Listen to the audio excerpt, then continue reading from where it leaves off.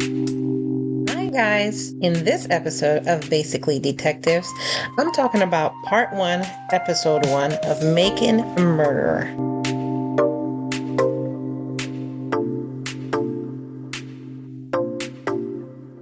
I'm Kai, and today I'm alone because Rick is battling some mental health issues, and we both thought it would be best if he just chilled out and got himself together.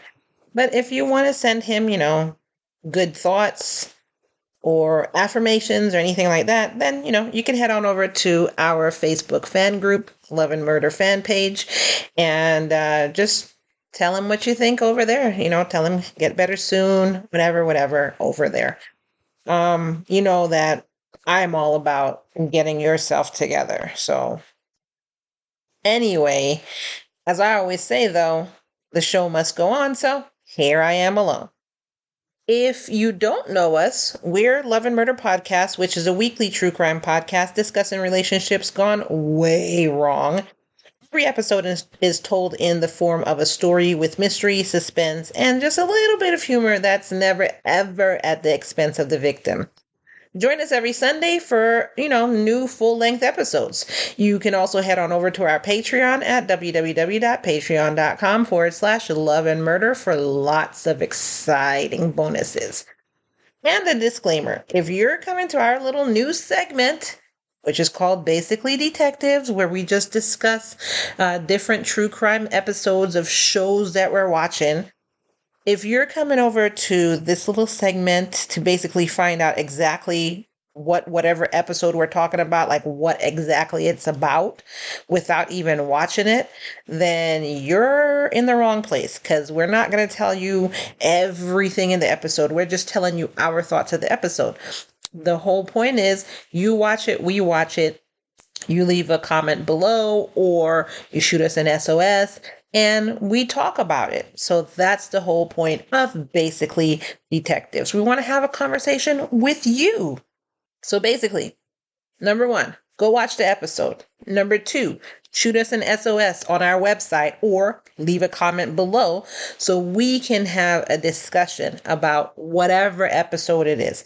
And if you want to find out whatever episode it is, we're usually telling you at the end of the last Basically Detectives, or we tell you in our Patreon, or we tell you in our Facebook fan group.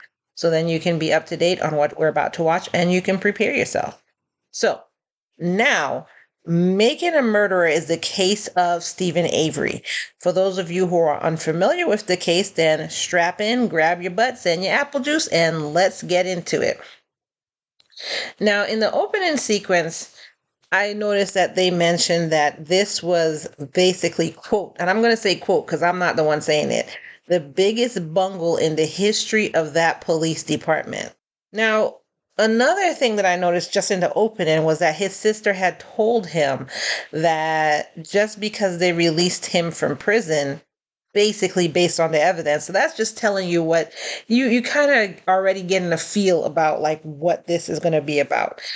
Now, basically, even though they released him from prison based on the evidence, she said that the police department was far from being done with him. And the first thing I was wondering is, like, why would she say that? Like, I'm just wondering, why would she say that? So what this story is about is a guy named Steven Avery.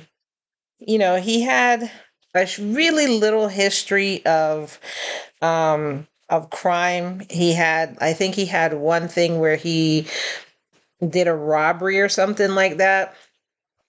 Basically, he said he was bored. Oh, no, it was 2 robberies. So basically, he said he was bored, so they robbed the place or whatever. And if you looked at the police report, it said he took $14 in quarters, a cheese sandwich, and some alcohol. It was between him and his friends. And he had something else on his record where he was bored and they were messing with their pet, which was a cat. And for some reason, he threw the cat in the fire. So he had a record for that, and he actually went to jail, like county jail, for that. And that's basically all he had. But the family, it was mentioned that the family, like, didn't fit in with the small town. They didn't dress the same. The town was a town of farmers, but instead of being farmers, they had a salvage yard. So they were basically just different. They didn't do the same thing that everybody else did. So people kind of looked at them weird or different, which I don't understand that. Why can't they just do what they're doing? Like, they don't have a farm. They have a salvage yard, but you need a salvage yard to help, fix or rebuild your tractors or whatever you use it on the farm. So if all of y'all are farmers, like that, I don't know. That just doesn't make sense to me. I don't understand why that was such a problem that whole family just didn't do exactly what the rest of the town did. I don't know. So anyways, growing up, he had an IQ of like 70. He wasn't really that good in school. He was a regular guy, but I guess if you got to talk to him, then you saw that he was kind of slow. But that didn't detract away from like who he was. And like I said, growing up, he met a woman. This woman had a kid. But he didn't mind being a stepfather to the kid. He was really good to the woman. He thought this woman was gorgeous. And he said he would take over being a father to the kid, and he was a good father as far as I'm understanding. And then he had a child with her as well. So now they have one child and then her child, so two children in the household. But then he wasn't able to see his first daughter born because that's at the time he was locked up for the cat thing, which when I heard that kind of surprised me because I was like, I thought he was like really, really young when that happened, but apparently he was like a grown man and just bored at the time. But okay. So, that's his backstory. So he has a history of, petty crime or whatever, but nothing big like you could say, oh, he's an escalating sexual predator or, anything like that.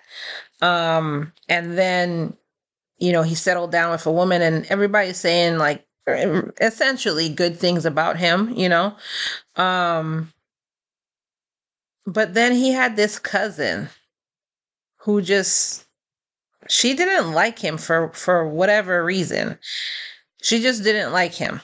And so he did something to her, but it was because he said that she started this rumor that he had he was doing indecent exposure.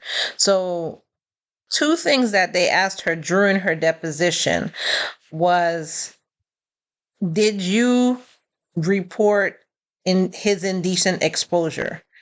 That you said, this is the guy reading from the paperwork. He said that you said, quote, he has been known to masturbate on the hood of the car as she was driving past, end quote. And then he asked her, did you tell the police that? And she said, no, I never said it. I didn't say it like that. She said, but one time she was driving past and he came out of the house and he was already in the midst of doing it. And he was pointing it at the car while she was driving past, which that sounds like what? So was he just standing there for like 2 hours waiting for you to drive past? And he was like, yeah, I'm going to start whacking while I'm waiting for her to drive past. So then while she drove past, I could run outside and be like, hey, look at this. Like, that story didn't make sense to me. But she said she didn't say it exactly like that. And this is how she said it. And then they asked her if she reported that he was having sex on his lawn while all the neighbors were home during the daytime and they were able to watch. And she said she didn't say that either. So then I'm like, this whole 20-page report, where did it come from then? Like, if you didn't say anything, where did all of this come from? But according to her, she said she didn't say any of that, or she didn't say it exactly like that. So the funny thing about this, though, is that she was married to a police officer, a sheriff to be exact. And like I said before, Steven, his IQ is low. And I'm saying this because I'm going to tell you why. So he went out and he went out in his car and chased after his cousin in her car, and then kind of came up beside her, he said, and then he like drove over and hit her car, and it was snowy at the time, and they kind of skidded on the road or whatever. So the reason I brought up that his IQ was low again is because when they asked him, why'd you do that? He said he didn't know what else to do or how to handle it because she just kept telling rumors about him. And so it was making him feel bad, and people were jabbing at him, and people were constantly saying, mean stuff to him or whatever because of what his cousin had started. And he's like, I didn't know how else to handle it. So this was what he came up with. And like I said, of course, her husband is a sheriff, so that kind of blew way out of proportion. And again, I'm not saying all police, I'm not saying all sheriffs, I'm not saying any of that. I'm saying these people, only these people that I'm talking about in this case, in this episode. So fast forward to a different day, some other people. This woman named Penny was out jogging on the beach, and she said she passed this guy who was like in a leather jacket. But the weird thing about it is it's summer and it's kind of like 85 degrees. Why are you wearing a jacket? And as she passed him, he made a comment or whatever, and she just kept running. But when she came back the way she needed to come back, he was still there, and he was like standing in her path, and she tried to get around him, but then he grabbed her, and that's when all this happened. And he had beat her up. He had punched her all in her eyes, because when you look at the picture, her eyes are like swollen, like, oh, he messed her up. And he had tried to rape her, but he couldn't perform. So he basically just beat her up, and he was going to leave her for dead, but she didn't die. And so when this woman, went in to report it, the deputy sheriff that was assigned to the case, her name was Judy, and Judy happened to be Steven's cousin's friend. So when she went to the hospital and she asked Penny to describe who did this to her, Penny did. And Judy said, quote, sounds like Steven Avery to me. And it's like, but when you listen to how Penny described the assailant, number one, she had the wrong eye color. It's not Steven's eye color. Number two, she said the guy was wearing white underwear, and apparently Steven doesn't even own a pair of white underwear. So it just didn't match up. But for some reason, Judy just decided for herself, instead of taking the witness statement and going back to the office and going through the evidence, she just decided for herself that sounded like Steven Avery. And everybody knew that Judy didn't like Steven, and she probably didn't like him. And I'm going to say allegedly, she probably didn't like him because she was friends with his cousin, and his cousin didn't like him. But anyways, when she went to prepare the incident report,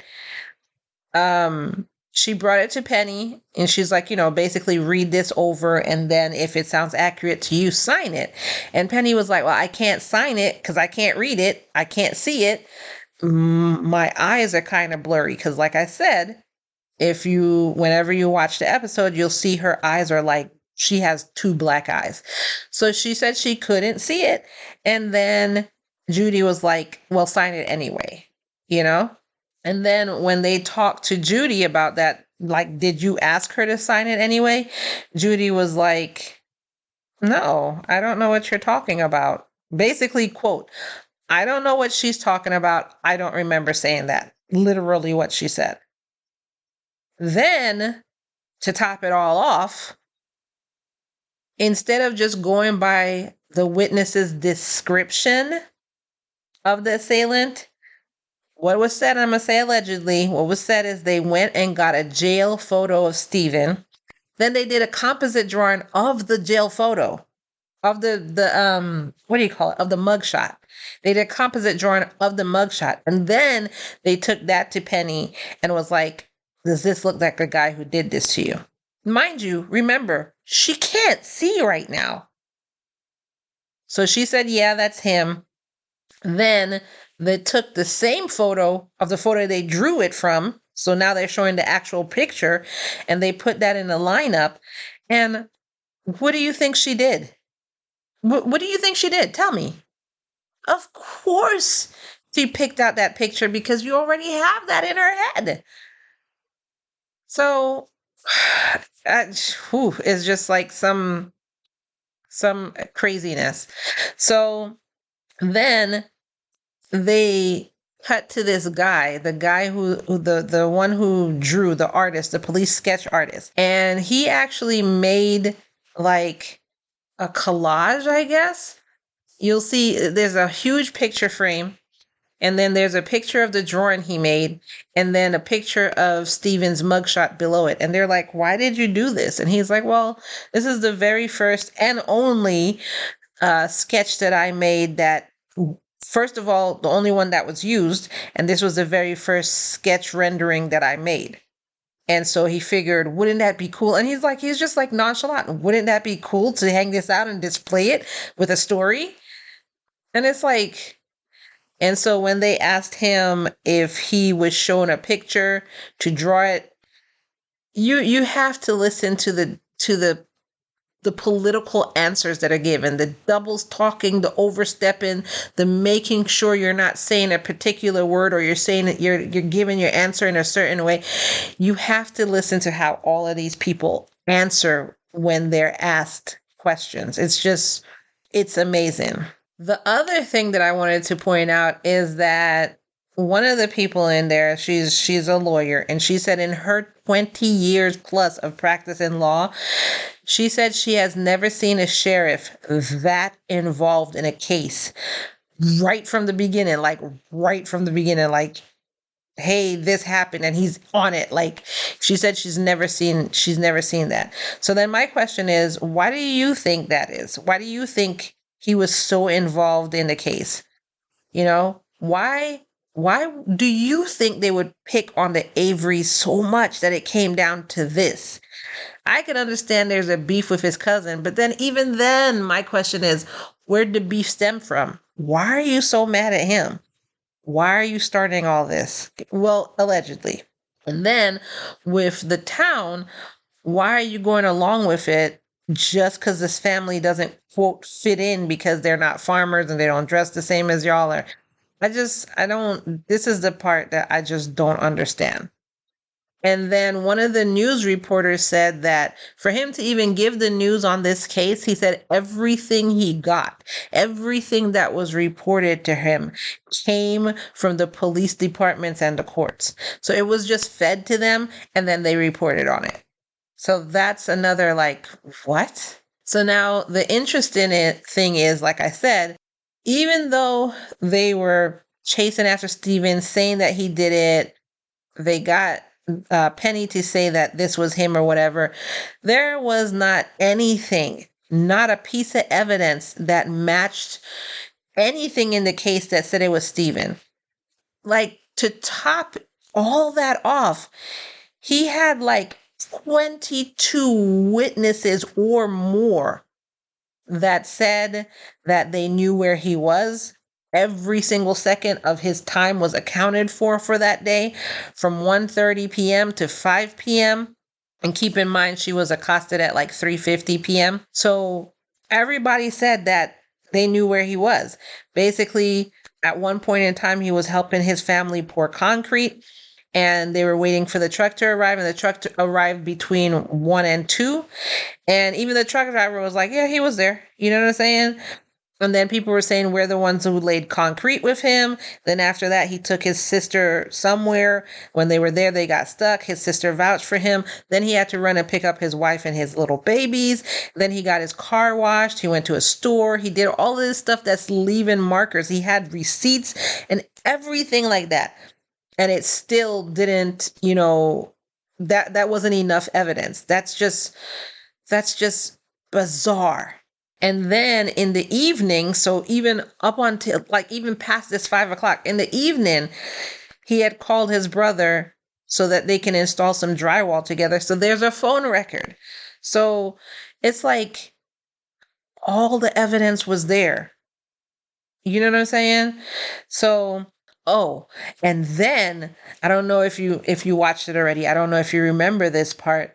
And then the police actually told the sheriff that they thought that they had the wrong guy and that they should be looking at somebody named Gregory Allen, who, by the way, they were already surveilling because he was escalating. He was a sexual offender. He did sexual crime and had violence, and he had a history of escalations in this area, and they were watching him.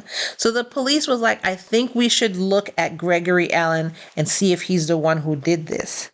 And the funny thing is, on this day that Penny was assaulted, for some reason, on this day, he wasn't being surveyed because every cop that was surveying him, they were pulled away to do some other police business. So, not saying that's a conspiracy. I think it's more of a coincidence. But if they're telling you, your officers are telling you to look at somebody else, at least just expand your mind and just think about looking at somebody else, so we're not just going after one person in the first place, because that's an investigation. Not to mention, you have nothing on this guy. But let's just look at let's humor us, and let's look at this guy named Greg. And they're asking the sheriff to do this, and the sheriff was basically like, shh. No, we already have who we were looking for. We're good. Open and shut case, Johnson. We're Johnson. So after all was said and done, with no evidence, all the witnesses in the world, they even had him holding up, this is just a joke, this isn't what happened, but they even had him holding up like a newspaper with the date and time, a picture on it with a timestamp, a shirt saying, "This is me and I'm at Walmart right now." Just all the evidence in the world pointing to the fact that he wasn't even there. He got 32 years in prison. Can you imagine this? If you don't admit your guilt, so if you're not guilty and you refuse to say you're guilty, but they're saying you're guilty, if you don't admit your guilt, then you don't get the option to get paroled. Can you imagine that? And then his mom said that there are people who actually did murder other people, but they said guilty, so they got paroled, and they're just walking past him, walking out to prison like, "Oh yeah, I'm free today," and he's still sitting there. Can you imagine that? So of course, he's maintaining his innocence and everything. They're fighting it. They fought and tried to do appeals between 1986 to 1994. Every single appeal was denied. Then between, 1994 and I think 1997, they switched tactics and tried to fight it more. This time they tried to reopen the case. They were using the sex crime kit. Now, DNA has come further, so they were using the fingernails, shavings or whatever from the sex crimes kit, and it did show that there was somebody else's DNA there, but they couldn't prove who it was. And because they couldn't actually prove who it was, it could have been a bunny or a wolf that she scratched or you'll hear it in the episode, some craziness. Because they couldn't prove who it was, they denied him. And not only that, let me tell you who denied him. The court threw it out. The Court of Appeals threw it out. And the Wisconsin Supreme Court threw it out. It wasn't only just, no, we don't think so. It was like, nope, slam the door. Hell no, slam the door. F no, slam the door. You know what I'm saying? It was like, they were just like, no, we don't want to hear it. We have our guy, and that's it. And that's all we're saying. And we didn't make a mistake. And even though you're showing us everything that's logical, no, we refuse. So by this time, they had exhausted everything they could do. And this guy's been in jail for 13 years now. And again, low IQ, they're telling him that if you don't admit to your crime, so basically if you don't plead guilty, you don't get parole. So he's thinking, well, I have done everything right. I'm not pleading guilty because I didn't do anything. I'm trying to get all these people to help me. There's nothing else I could do. So maybe if I plead guilty, they'll let me out, So he finally, quote, confessed. Because you got to understand, first of all, he's been in there 13 years. Second of all, his kids are growing up without him. His parents, who are still going to see him all the time, are without him. He doesn't get to see his wife. But he's seeing people who actually committed crimes just walk past him and be out. So to him, his reasoning is, what's left to do? Maybe if I confess, quote unquote confess, they'll let me out. So he did. And then on the outside, his mother was trying to get help, with news outlets and stuff. So she put together everything in different packages. So about 10 packages, and each packages had 1,000 pages in it. And then she sent it out to whatever news source, 2020, 60 Minutes, the local news, whatever. But she said everybody sent it back, which is weird to me, because if you would have just read, really thoroughly looked, you would have had the story of the century. You would have had the breaking news story of the century. But no, they just sent it back to her and said sorry. Then in 2001, the Wisconsin Innocence Project took over the case. They said, yeah, we'll take a look at this. By this time, he's been in jail for 15 years. Can you imagine that? 15 years? And he knows he's innocent? So this time in 2001, they used the sex kit again. But instead of using the fingernails, they used the pubic hair. And out of I think they said there was 11, one of them wasn't hers. And so, first of all, one of them wasn't hers. They tested it. It wasn't Steven's. So they were like, okay. So then something was let's see if we get a match. So they ran it, and they just ran it against the criminal database. And guess what happened? Just guess what happened? They found a match. Now guess to who? Who do you think they found a match to? Dude, Gregory Allen. Can you imagine? Oh. It's been 17, 18 years now. 17, 18 years ago, the police officer said, I think we have the wrong guy. Why don't we look at Gregory Allen?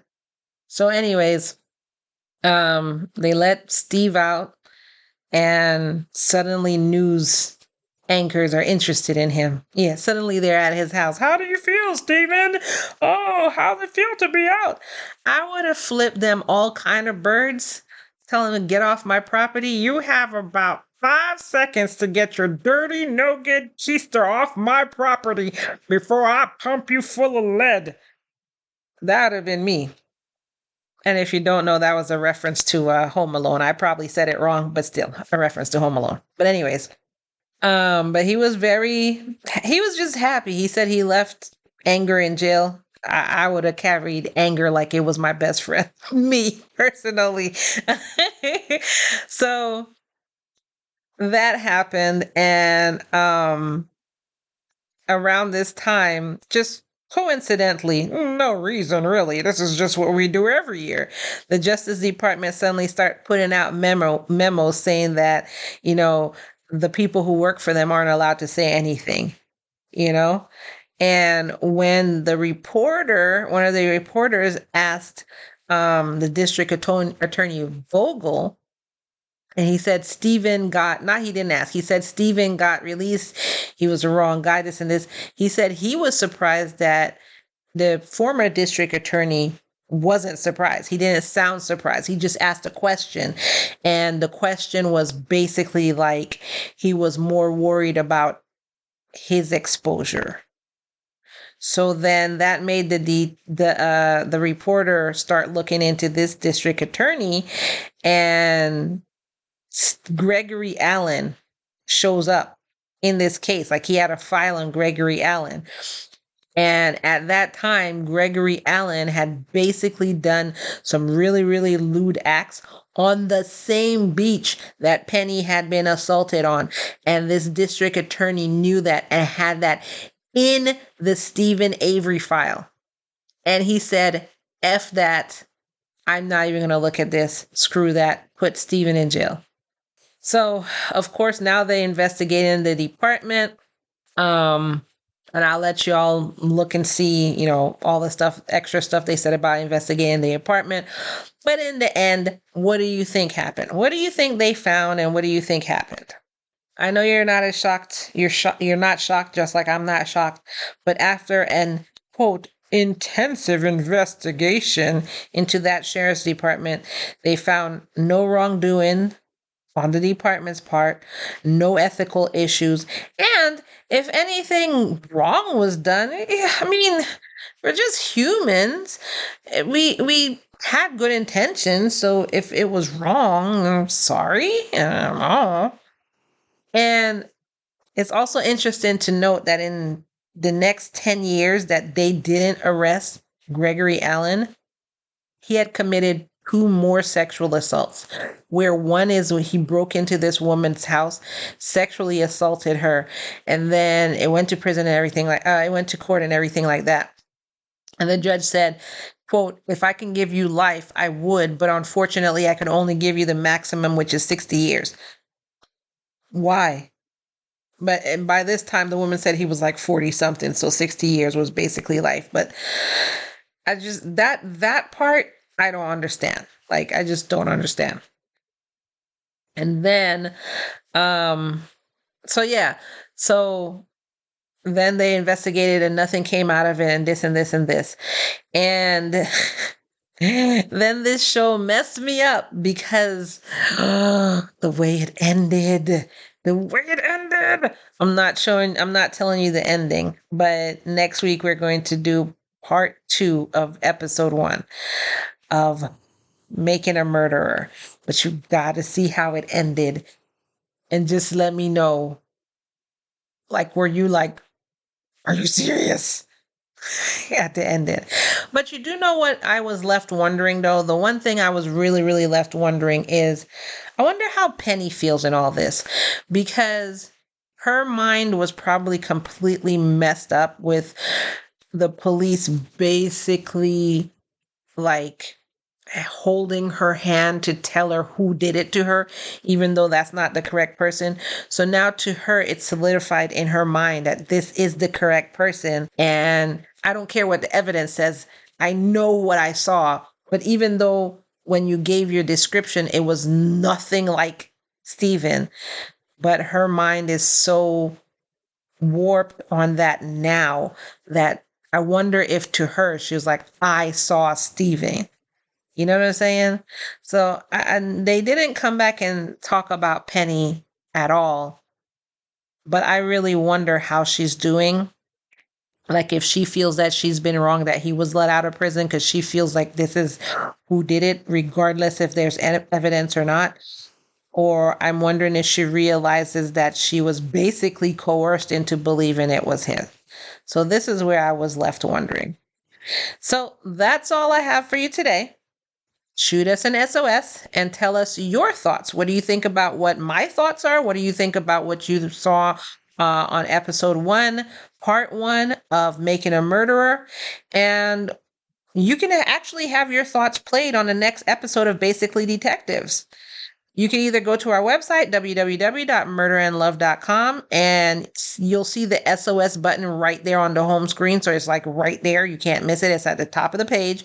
Or you could just click on the link in the show notes below where I have a link for the SOS. So you could do either one.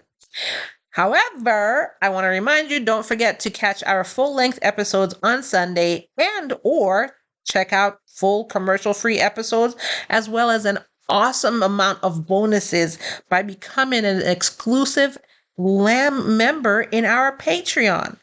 You'll become a lovely lamb, and we love our lambs, at www.patreon.com/love-and-murder. We would totally be excited to see you over there. But for now, I'm out. And remember, lock your doors at night. That was Rick, by the way. Bye.